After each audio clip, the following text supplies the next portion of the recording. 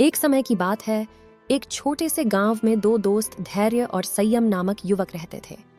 वे अपने जीवन में अपने संकल्प और सकारात्मक दृष्टिकोण के लिए जाने जाते थे और पूरे गांव में उनकी प्रशंसा होती थी। धैर्य एक किसान था। उनके पास एक छोटा सा खेत था जिस पर वे फसलें उगाते थे।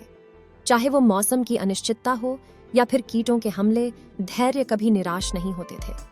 वे दिन रात मेहनत करते रहते थे, अपने खेतों का पालन पोषण करते थे, हमेशा यकीन करते थे कि उनका मेहनत का परिणाम अवश्य आएगा।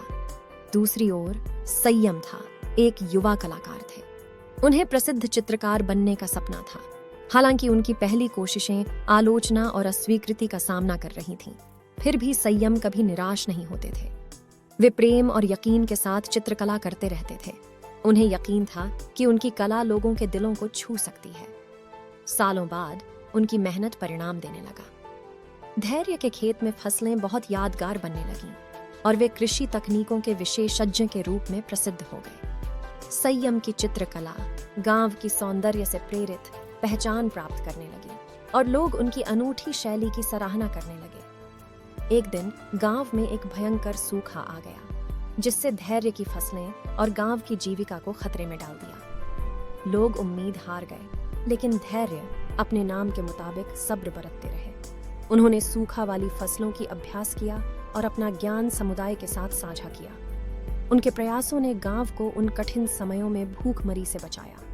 संयम के साथ उनकी खुद की चुनौतियों का सामना करना पड़ा, जब उनके चित्रकला की स्टूडियो आग से लिपट गया और उनके चित्र नष्ट हो गए। उनका दिल टूटा, लेकिन उनके दोस्त धैर्य ने उन्हें उनके नाम की जैसा सब्र और विश्वास रखने और उसकी महत्वपूर्णता की याद दिलाई। संयम ने नए आरंभ का निर्णय लिया और वे और भी खूबसूरत और अर्थपूर्ण चित्र बनाने लगे, जो संघर्ष की जड़ मूल बात को छूने का काम करते थे।